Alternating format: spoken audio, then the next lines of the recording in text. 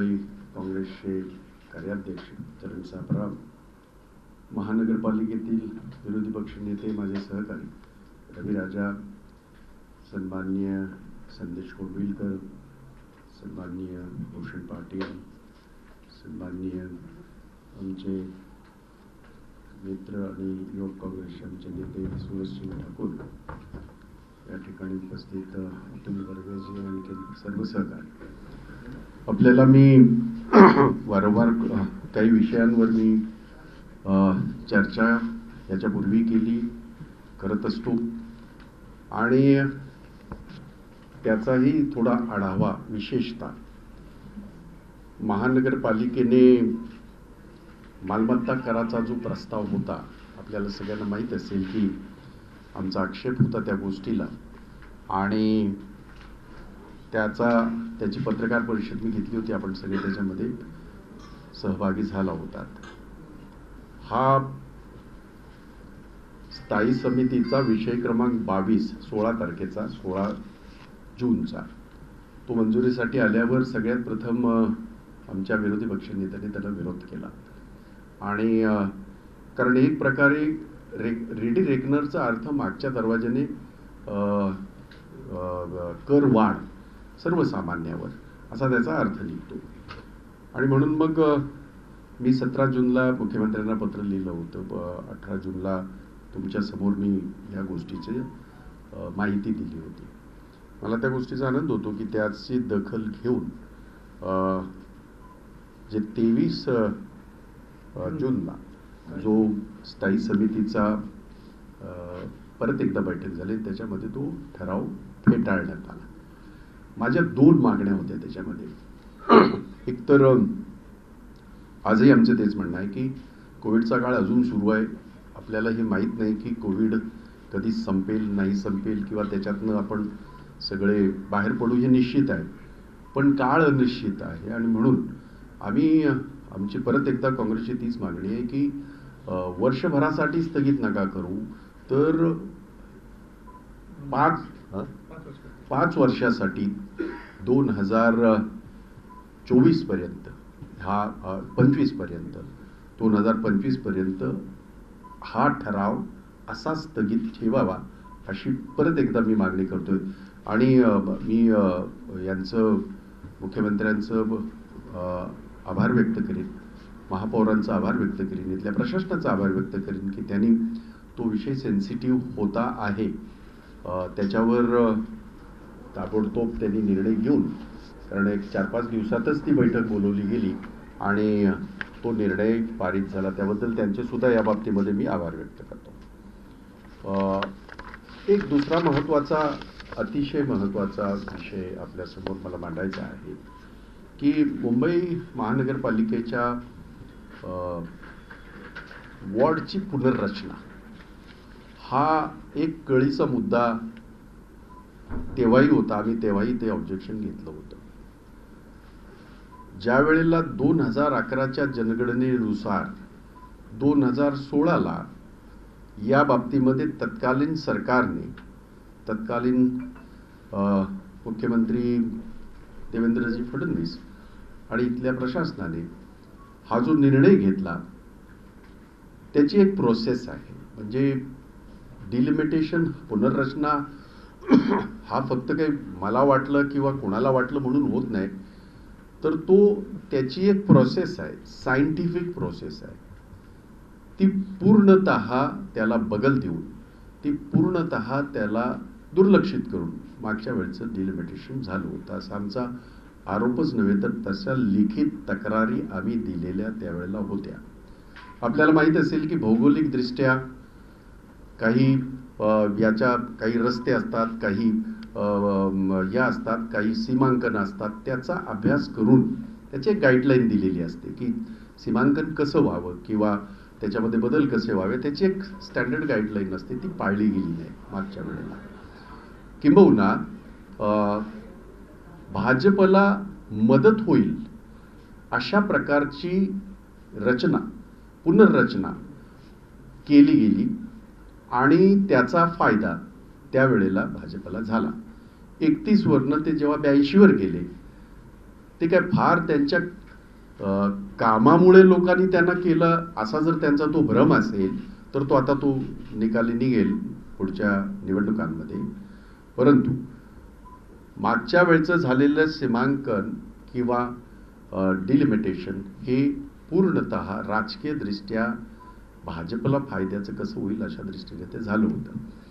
आम्ही आता मागणी केली होती. आम्ही आपल्याला आठवत असेल मी तुमच्याजवळ बोललो या बाबतीमध्ये. मी पत्रसुद्धा लिहिली मुख्यमंत्र्यांना आणखीन प्रशासनाला की मला हे माहिती आहे की कोविडच्या काळामध्ये दुसरं हे जे आहे 2011च्या जनगणनेप्रमाणे झालं आहे, दुसरं अजून जनगणना झाली नाही. त्यामुळे त्याचं डिलिमिटेशन होत नाही हे मला माहिती आहे. कायद्याचा फार जास्त अभ्यासक नसलो तरी हे कायदे मला माहिती आहे. परंतु आम्ही ज्या तक्रारी केल्या होत्या काही याच्यामध्ये आणि आम्ही त्याच्यासाठी एक समितीचं गठन केलं होतं. आमचे कायदे तज्ज्ञ चांदूरकरजी यांच्या चेअरमॅनशिपखाली आणखीन LOP आमचे रविराजा, मुंबईचे माजी महापौर चंद्रकांतजी हंडोरे, आणखीन आमचे ज्येष्ठ आमदार अमीन पटेल यांची एक समिती आम्ही नियुक्त केली होती. त्यांनी जो अहवाल दिला पक्षाकडे आणि त्या अहवालामध्ये स्पष्टपणे हे जे मी आता म्हणतोय ते अधोरेखित केलं की मागच्या वेळचं सीमांकन हे सदोष राजकीयदृष्ट्या एका पक्षाला हे करणार फायदेशीर ठरणार असं करण्यात आलं आणि म्हणून हे सीमांकन योग्य नाही अशा प्रकारचा अहवाल त्यांनी आम्हाला दिला. त्यानंतर आम्ही पत्रव्यवहार करून आम्ही सांगितलं. तर आता आमची मागणी अशी आहे की मी साधारण आपल्याला माहिती असेल की या बाबतीमध्ये स्वतः आमचे LOP रविराजा यांनी सुद्धा एक पत्र दिलं होतं 24 तारखेला 1 जूनला 1 जूनला त्यांनी एक पत्र लिहिलं आणि त्यांनी निवडणूक आयोगाला या बाबतीमध्ये याच्यामध्ये लक्ष घालण्यासाठीची विनंती केली. परवा आम्हाला त्यांचं उत्तर आलेलं आहे आणि त्यांनी त्याच्यामध्ये सांगितलेलं आहे की या बाबतीमध्ये जेव्हा या निघतील वाचूनच दाखवतो. हां, मुंबई महानगरपालिकेच्या 2022मध्ये होणाऱ्या निवडणुकीच्या अनुषंगाने प्रभाग रचनेबाबतीमध्ये हा विषय आहे. आणि आपलं पत्र क्रमांक 113 1 जून 2021च्या अनुषंगाने कळवण्यात येते की बृहन्मुंबई महानगरपालिकेच्या आगामी सार्वत्रिक निवडणुकीकरिता प्रारूप प्रभाग रचना शासन राजपत्रात प्रसिद्ध करून त्यावर हरकती व सूचना मागवण्यात येतील. सदर हरकती व सूचनांचा विचार करून अंतिम प्रभाग रचना प्रसिद्ध करण्यात येईल. प्रारूप प्रभाग रचना प्रसिद्ध केल्यानंतर त्या संदर्भात असलेल्या हरकती व सूचना विहित कालावधीत नोंदवण्यात याव्यात. हे जे पाऊल आम्ही या बाबतीमध्ये उचललो त्याचे पुढचं पाऊल आहे असं माझं मत आहे. आणि निवडणूक आयोगाचं स्वागत करेन मी या गोष्टीचं की त्यांनी या गोष्टीला त्याचं गांभीर्य लक्षात घेऊन त्यांनी त्याच्या पद्धतीचं पत्र दिलं. आम्ही त्यावेळेला आमची बाजू मांडूच त्याच्यामध्ये असलेले सजेशन्स किंवा त्याच्यामध्ये असलेल्या आमच्या काही सूचना असतील त्या आम्ही देऊच. परंतु परत एकदा मला आपल्यासमोर ही गोष्ट सांगणं आवश्यक वाटतं की मागचं डिलिमिटेशन जे केलं गेलं आता जे काही होईल ते डिलिमिटेशन होणार नाही मला माहिती आहे. परंतु काही प्रभागामध्ये आम्ही काँग्रेस पक्षाने या बाबतीमध्ये नुसतं आरोप न करता 45 असे प्रभाग आम्ही आयडेंटिफाय केलेले आहेत की ज्यामध्ये विशिष्ट समूहाचे विशिष्ट समाजाचे काही घटक हे जाणीवपूर्वक वेगळं करण्यात आलेलं आहे. अगदीच म्हणायचं झालं तर एका भागामध्ये अर्धा भाग वेगळ्या वॉर्डमध्ये आणि अर्धा भाग वेगळ्या वॉर्डमध्ये असं सीमांकन असतच नाही. म्हणजे असं सीमांकन हे पण नाही, अभिप्रेत पण नाही. त्यामुळे असे आम्ही 45 असे वॉर्ड आम्ही आयडेंटिफाय केलेले आहेत आणि त्या संदर्भामध्ये आम्ही आमची बाजू ही प्रशासनासमोर आणखीन अर्थात निवडणूक आयोगासमोर आम्ही त्या बाबतीमध्ये मांडणार आहोत. ही एक महत्त्वाची बाब आपल्या सगळ्यांच्या निदर्शनास मला आनंद द्यायची 3 नंबर ना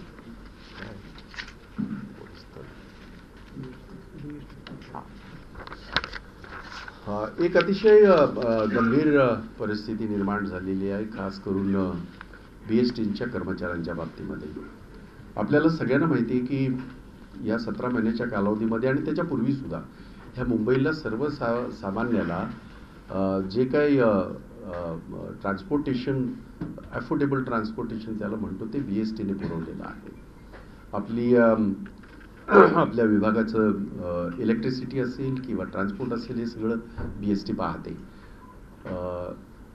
मला जी माहिती आहे ती BST कर्मचारी जे रिटायर्ड झालेले आहेत गेल्या 2-4 वर्षापासून, आणि त्यांची ग्रॅज्युइटीज दिली गेलेली नाही आतापर्यंत.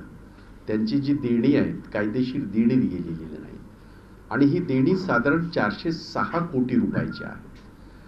ही गोष्ट आम्हालाही माहिती आहे, की कारण वारंवार हा प्रश्न आमचे सुद्धा काँग्रेसची सुद्धा युनियन आहे, तिथे अनेक युनियन आहेत. मी स्वतः त्यांच्या बैठकांना मी अनेक वेळा गेलो होतो, त्यांच्या निदर्शनाला मी गेलो होतो. परंतु ही दुर्दैवी गोष्ट आहे की ज्या कर्मचाऱ्यांनी ह्या कोविड काळामध्ये सुद्धा स्वतःच्या याची जीवाची पर्वा न करता मुंबईकरांसाठी आपल्याला सगळ्यांना सेवा दिली, त्यांचे रिटायरमेंटचे पैसे नाहीत, ही अतिशय गंभीर बाब आहे. मी आदरणीय मुख्यमंत्र्यांना पत्र लिहिलं आहे, आदरणीय आमच्या महापौर त्यांनाही मी पत्र दोघांनाही लिहिलेलं आहे. आणि या बाबतीचा ठराव की हे पैसे दिले पाहिजेत, हा ठराव स्थायी समितीमध्ये झाला, या सभागृहामध्ये झाला. BSTचे आमचे LOP हे स्वतः सदस्य आहेत त्या समितीचे, तिथेही ठराव झाला. मग आता अडलंय कुठे, असा माझा प्रश्न आहे प्रशासनाला. आणि ही गोष्ट खरी आहे की कोविडच्या काळामध्ये आपलं अर्थकारण किंवा आर्थिक परिस्थिती इकडे तिकडे झाली असेल, पण या लोकांनी ज्यांनी आयुष्यभर सर्व्हिस दिली मुंबईकरांसाठी, ज्या लोकांनी आपलं पूर्ण आयुष्य या आमच्या सेवेसाठी दिलं, त्यांचे पैसे गेलेच पाहिजेत, आणि ती माझी मागणी आहे. आणि 406 कोटी, माझी माहिती अशी आहे की प्रशासनाची तयारी अनुदान देण्याची आहे, कर्ज देण्याची आहे. आम्ही म्हणतो तुम्ही अनुदान द्या, कारण कर्ज तुम्ही आतापर्यंत पगारासाठी, इतर काही गोष्टींसाठी याच्यापूर्वी सुद्धा दिलेलं आहे. परंतु ही देणी जी आहेत, ही ज्यांनी आपल्याला सर्व्हिस आयुष्यभर दिलं त्यांच्या रिटायरमेंटचे पैसे येते.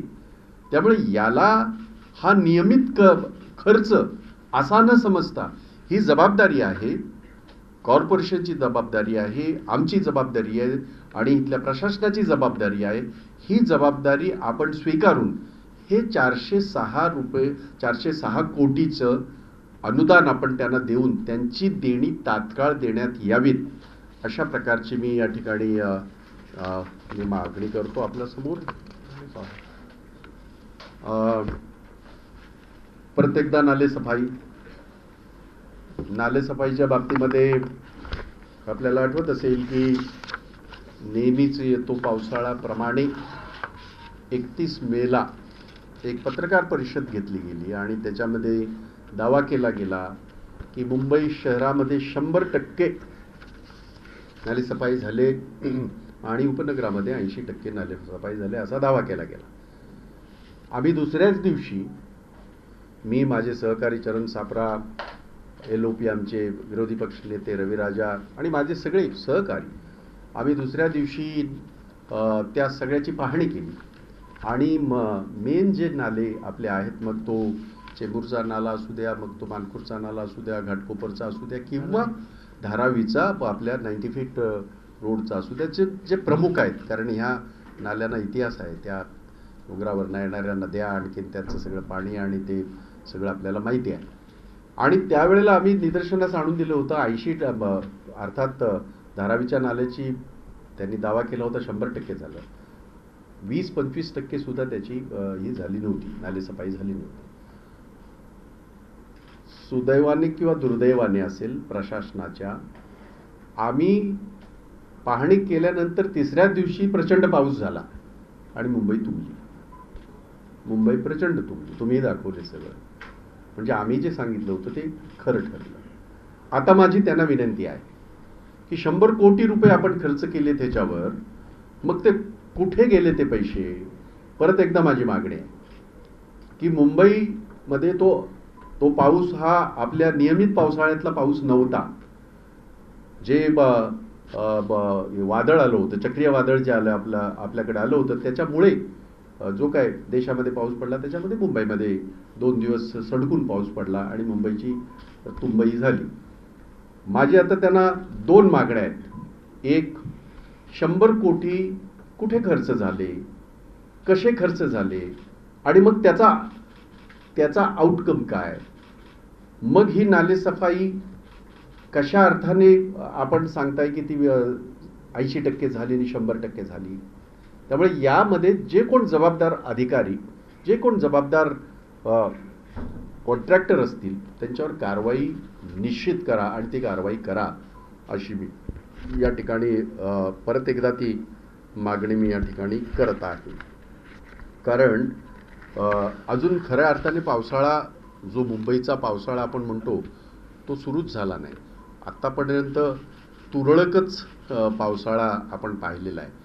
आपल्या सगळ्यांना 26 जुलै माहिती आहे. आपल्या सगळ्यांना अनेक घटना या मुंबईच्या पावसाळ्यातल्या चांगल्या ज्ञात आहेत आणि म्हणून ते होऊ नये किंवा तशी परिस्थिती परत निर्माण होऊ नये म्हणून मी या बाबतीमध्ये परत एकदा ती मागणी करतो आहे की नालेसफाईच्या बाबतीमध्ये पूर्ण अहवाल त्याच्यावर त्याची अतिशय वरिष्ठ पातळीवरून चौकशी करून पूर्ण ज्याच्यामध्ये दोषी असतील त्यांच्यावर तात्काळ कारवाई करा आणि तो पूर्ण अहवाल हा लोकांपर्यंत करा, पब्लिक करा, कारण ते लोकांचंच आहे.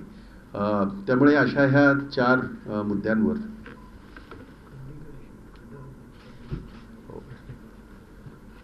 एक गोष्टीची आणखीन भर त्याच्यामध्ये कोणतं वादळ होतं ते? टोकते. उच्चार कठीण आहे पण तरी सुद्धा वादळच होतं, ते चक्रीय वादळ होतं. त्यावेळेला 2-3 दिवस पाऊस पडला. त्याच्यानंतर पाऊस असा काय मुंबईत झाला नाही. मग नेमकं काय झालंय मुंबईत? खड्डे मात्र झाले, खड्डे मात्र जोरदार झाले. आणि अजून जर पाऊस झाला नसताना सुद्धा जर ही अवस्था आहे तर येणारे 2-2.5 महिने मुंबईकरांना कुठल्या परिस्थितीला सामोरं जावं लागणार आहे याची ही नांदी आहे का, याची सुरुवात आहे का? आणि म्हणून नेहमी दावे केले जातात, जगभरातलं सगळ्यात अत्युच्च असं तंत्रज्ञान वापरून आम्ही रस्ते बनवतो, मग त्याला खड्डे कसे होतात? आम्ही खड्डे भरतो, मग ते परत कसे उघडले जातात? त्यामुळे हा एक न संपणारा असा दुर्दैवाने पावसाळ्याच्या काळामध्ये आणि जीव घेणा. कारण आपल्याला आठवत असेल मागच्या वेळेला अनेक वेळेलाही घडलेला आहे. कित्येक लोकांचा, विशेषतः बायकर्स, स्कूटर्स यांचा किंवा छोटी वाहनं, एखादी मोठं वाहन BST सारखं किंवा मोठा ट्रक जात असेल आणि छोटं वाहन बाजूला असेल तर अपघात झालेले तुम्ही आम्ही अनेक वेळेला पाहिलेले आहेत. आणि म्हणून या बाबतीमध्ये सुद्धा प्रशासनाने आम्हाला कधी खड्डेमुक्त करणार आहात हाही माझा प्रश्न प्रशासनाला आहे. नाव तुमच्याकडे. तुम्ही आता दावा केला, तुम्ही असं म्हणाला की जर ही प्रभाग रचना अशी झाली नसती तर भाजपला एवढं यश मिळालं नसतं. पण समजा जर ही प्रभाग रचना आता बदलली जाईल तर त्याचा काँग्रेसला किती फायदा होईल असं वाटतंय तुम्हाला? मी पक्षाच्या दृष्टीने फक्त म्हणतच नाहीये. माझं सुरुवातीचं वाक्य दावा नव्हता तो. मी असं म्हणालो, सदोष जी पुनर्रचना झाली त्याच्यावर आमचा आक्षेप तेव्हाही होता, तेव्हाही आक्षेप आम्ही नोंदवला होता.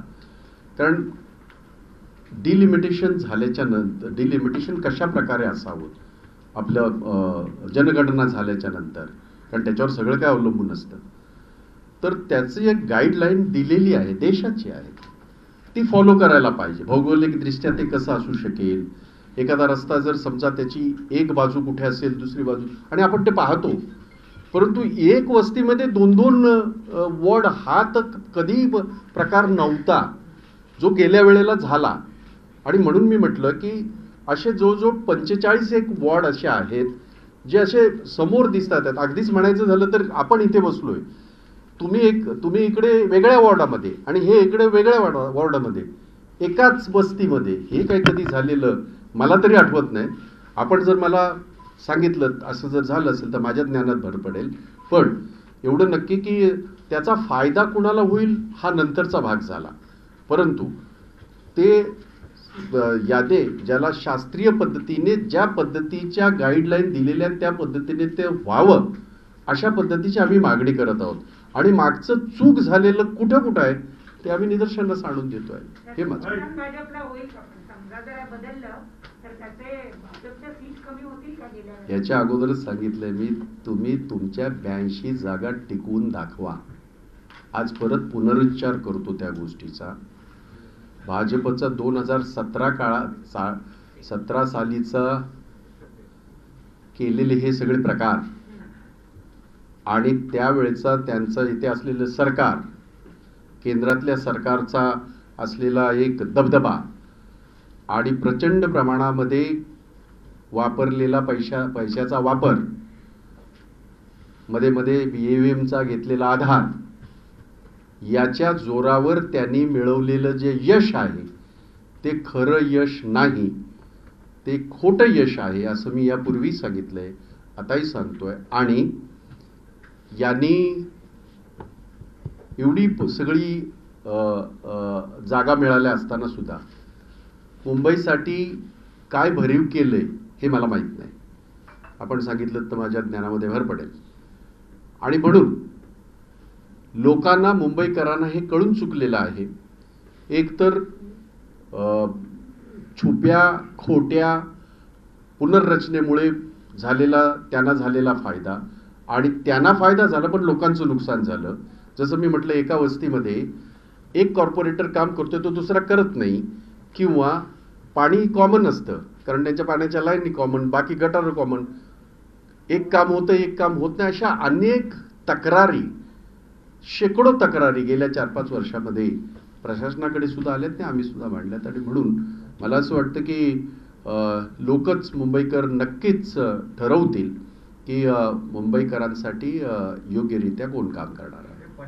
आपण काढलेत भाई, पंचायतमध्ये कुठच्या विभागात अशा जास्त तक्रारी आहेत की पंचायत वॉर्डमध्ये? नाही, मी आपल्याला एक गोष्ट सांगू इच्छितो ती अशी की अगदीच म्हणायचं झालं तर आर साऊथ म्हणजे नॉर्थ,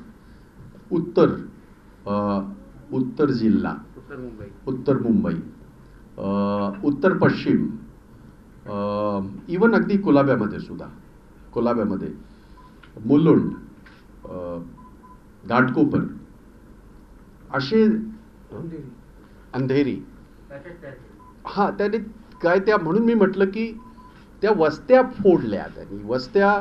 अशा वस्त्याने फोडता येत ना तुम्हाला. याच्यामध्ये डिलिमिटेशन याच्यापूर्वी सुद्धा झालं होतं, आपल्याला आठवत असेल.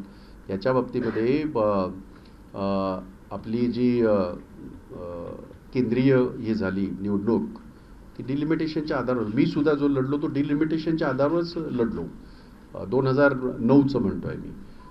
2004ला मी जेव्हा लढलो त्यावेळेला डिलिमिटेशन झालं नव्हतं, आणि 2009ला डिलिमिटेशन झालं, आणि त्यामुळे माझा मतदारसंघ हा मर्ज झाला, हे आपल्याला सगळ्यांना माहिती आहे. त्यामुळे डिलिमिटेशनच्या प्रोसेसने त्या पद्धतीने ते व्हावं हे साधं म्हणणं आहे. आणि हे जे मी आता स्पॉट सांगितले तुम्हाला, त्या भागातले हे सगळे 45 वॉर्ड आहेत. जी मुंबईचे पालकमंत्री अस्लम शेख यांनी महापालिका आयुक्तांना पत्र लिहून जे ऑक्सिजन प्लांट उभा केले जात आहे त्यामध्ये घोटाळा असल्याचं, भ्रष्टाचार झाल्याचं एक आरोप केलेला आहे. तर त्या संदर्भात तुम्ही त्या मागणी आताच्या प्रेस कॉन्फरन्समध्ये केलेली दिसून येते की संबंधितांनी जे मंत्री आहेत तुमच्या कानावर काय घातलेले आहे त्या संदर्भात? नाही, या बाबतीमध्ये माझी माहिती अशी आहे की त्यांनी आरोप जे केले किंवा त्यांनी जी अस्लम शेख यांनी, पालकमंत्री आहेत ते, त्यांचा तो अधिकार आहे.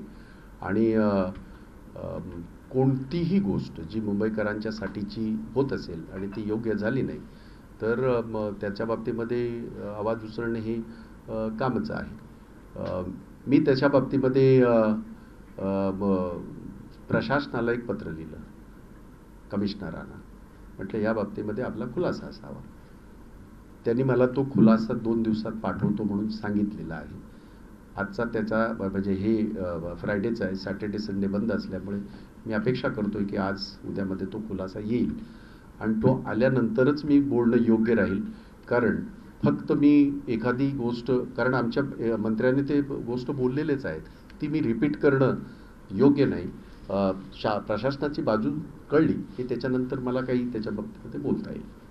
भाई ऐसा है कि आप जो है आज 4 मुद्दे उठाए आपने भाई जी, आपने 4 मुद्दे आप ही को देख रहा हूँ. हाँ नहीं आपने 4 मुद्दे उठाया और चारों गंभीर मुद्दे हैं. मुंबई के नागरिकों के लिए चारों गंभीर मुद्दे हैं. ठीक है, आप लोग ठोस निर्णय क्यों नहीं ले रहे हैं? सरकार के साथ भी है और इधर आप सरकार का विरोध भी कर रहे हैं. दोनों तरफ आप ठोस निर्णय क्यों नहीं ले रहे? क्या कारण है ठोस निर्णय लेने का? आपको ठोस बता दूं मैं, हाँ हम यहाँ सरकार में नहीं हैं, ये ठोस है. क्योंकि यहाँ हम विरोधी पक्ष में, ये विरोधी पक्ष नेता बैठे हैं और ये सुप्रीम कोर्ट तक जाके लड़के आए हैं. तो ये ठोस है कि हम यहाँ विरोधी है और विरोधी की भूमिका हम पूरी तरह अपनी भूमिका निभाएंगे.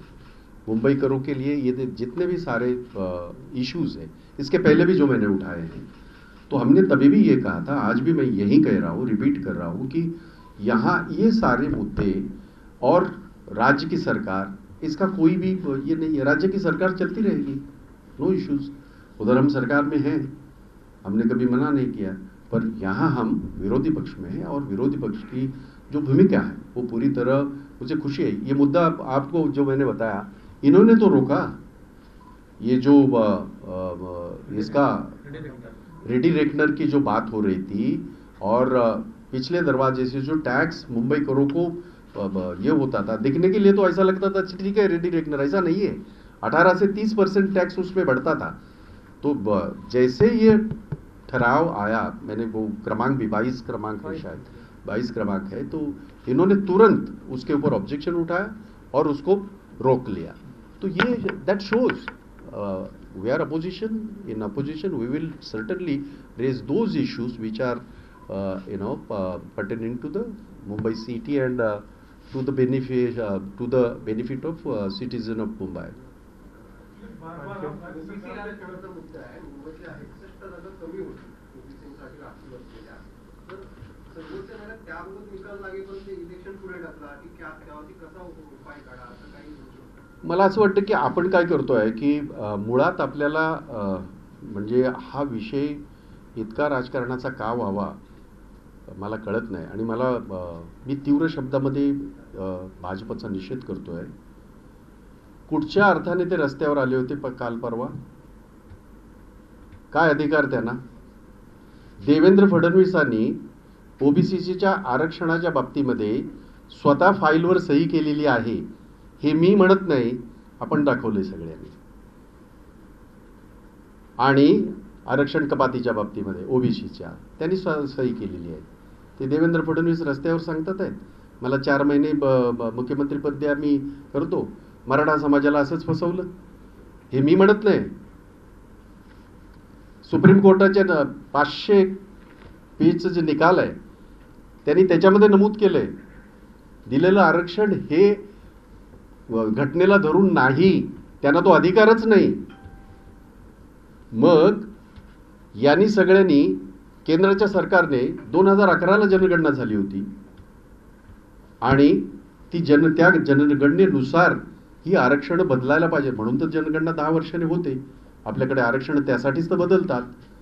केंद्राच्या सरकारने, मोदी सरकारने जाणीवपूर्वक त्याची अंमलबजावणी केली नाही. आणि हे मी म्हणत नाही, हे कोर्टाचं ऑब्झर्वेशन आहे.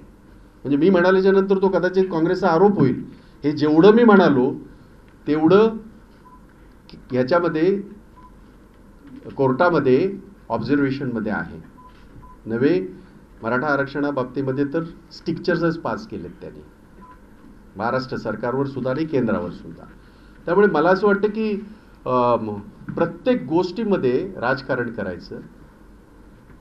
समाजाचे जे हे घटक आहेत, ओबीसी हा फार मोठा घटक आहे आणि त्या घटकाला अशा पद्धतीने याच्या जोरावर, त्यावेळेला असलेल्या सत्तेच्या जोरावर त्यांना त्यांच्या हक्कापासून वंचित ठेवायचं, आणि मग रस्त्यावर खोटं खोटं येऊन लढायचं, त्याचा मी जाहीर शब्दामध्ये काल परवाही निषेध केलाय, आजही मी निषेध करतोय. पण जो ते डेटा निवडणुकीचं काय? संख्येच्याबद्दल म्हणताय, त्याच्यावर तुमच्या सरकारमध्ये त्यावेळेच्या काँग्रेस सरकारनं तो डेटा जाहीर करू नये कारण तो चुकीचा आहे अशा पद्धतीचा रिमार्क देऊन तो डेटा सार्वजनिक केला नाही असं पण त्यांच्या वतीने सांगितलं जातं. त्यात किती खरं? त्याच्यामध्ये सत्यता नाही. काय आहे की यांची बाजू योग्य आहे सांगताना ते कुठल्याही थराला जाऊ शकतात, हे आपण अनेक वेळा पाहिलेलं आहे. हे देवेंद्र फडणवीस कसं असं म्हणू शकतात 4 महिन्यामध्ये मी आरक्षण देतो म्हणून ओबीसीला?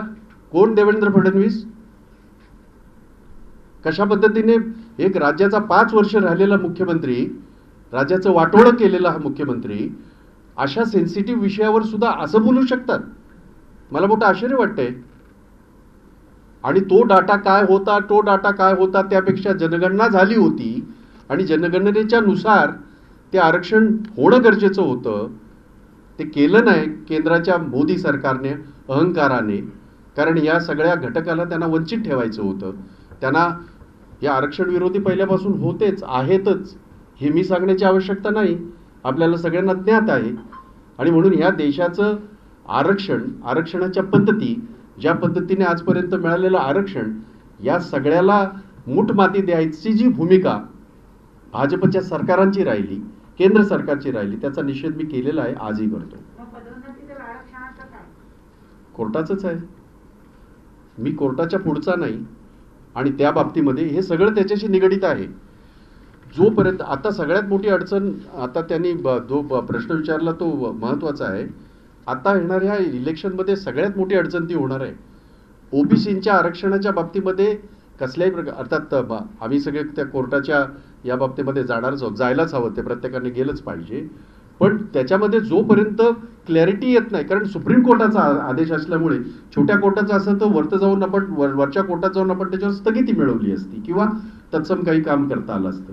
परंतु सुप्रीम कोर्टाचा आदेश असल्यामुळे त्याच्याही विरोधात जाता येतं आपल्याला, ते राज्य सरकार आणि हे करते. परंतु ह्या बाबतीमध्ये केंद्र सरकारची भूमिका ही इतकी संशयास्पद आहे. केंद्राचे हे काम आहे.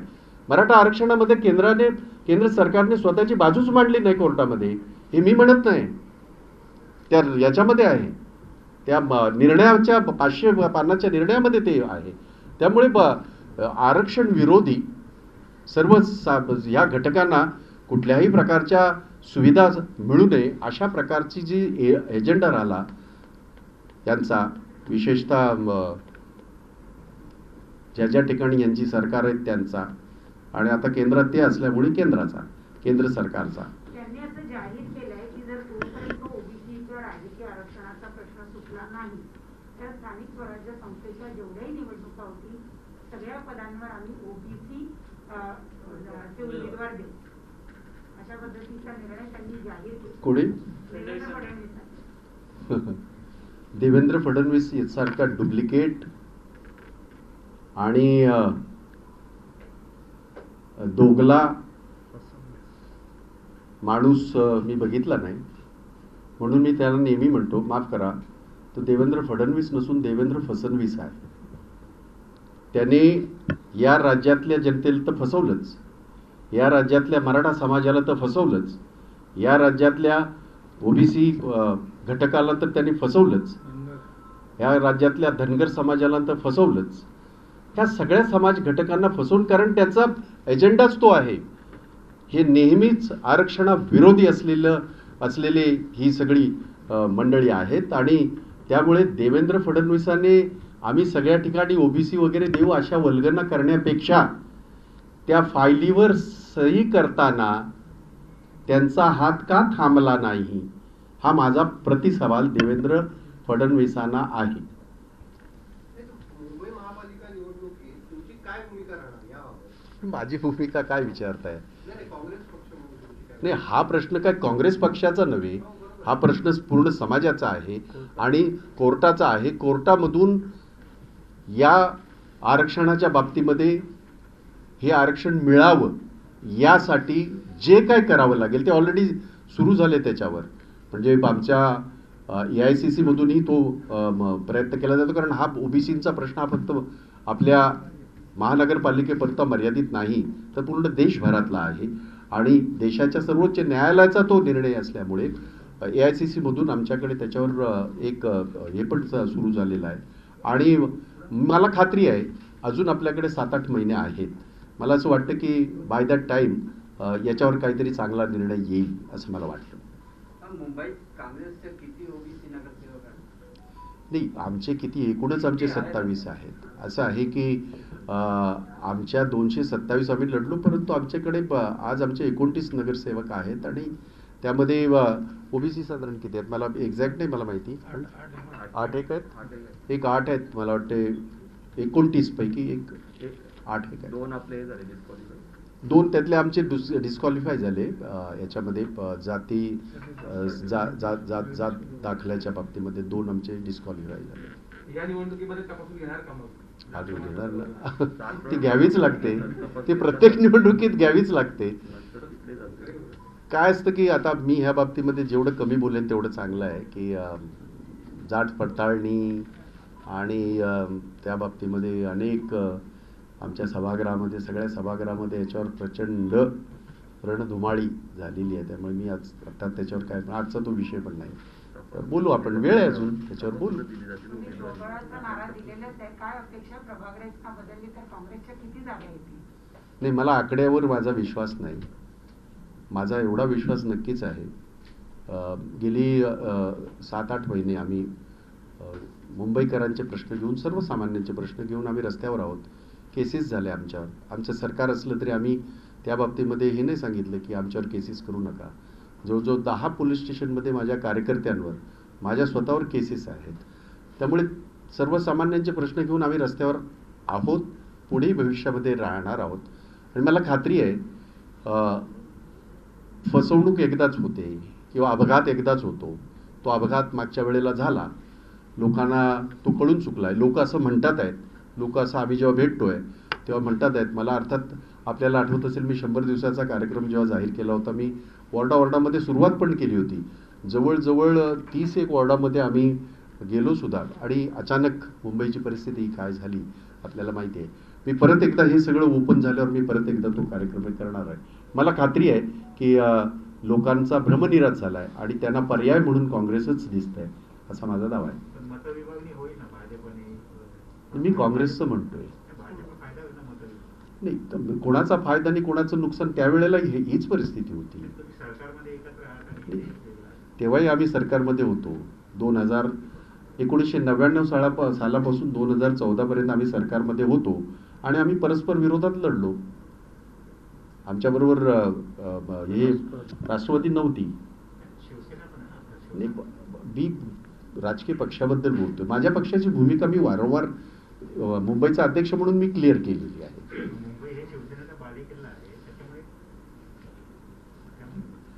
माझं म्हणणं साधं आहे की मला माझा पक्ष, माझ्या पक्षाचे एकेकाळी माझ्याही पक्षाचे जवळ 100च्या वरती कॉर्पोरेटर होते, 74 होते, 52 झाले. मग आता मला माझ्या पक्षाचा विचार करणं क्रमप्राप्त आहे. कोण कमी कोण जास्त यापेक्षा मी कसा वाढेन हा मला प्रयत्न योग्यरित्या, असं काही चुकीचं सीमांकन करून वगैरे नव्हे, योग्यरित्या. येणाऱ्या पालिकेमध्ये काँग्रेस सत्ता असेल असं तुमचं दावा आहे? एक गोष्ट मला हे असली काहीतरी, मी काही जुमलेबाज माणूस नव्हे, त्यामुळे जुमल्यावर माझा अजिबात विश्वास नाही. माझा विश्वास माझा स्वतःवर आहे आणि आमच्या कार्यकर्त्यांवर आहे. माझ्या सगळ्या या गेली अनेक वर्ष जे मुंबईमध्ये काँग्रेसचे माझे जे सगळे सहकार्य त्यांच्यावर आहे आणि मला खात्री आहे की आम्ही काम करतो आहोत. लोकांच्या प्रश्नांवर आंदोलनं उभी करत आहोत, लोकांच्या प्रश्नांबाबतीमध्ये भांडत आहोत आणि लोक त्या बाबतीमध्ये आम्हाला सहकार्य करतील अशी मला खात्री आहे. या आइए, इट्स ओव्हर. ते आहेच ते मला असं कधी कधी वाटतं डोक्यात विक्यात घालशील की नाही याची मला भीती वाटत असते.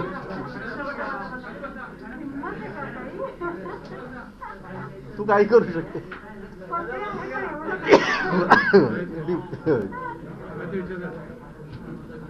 सांगा. झालं. थँक्यू. ओके. किती विकासाचा ध्यास म्हणजे झी 24 तास.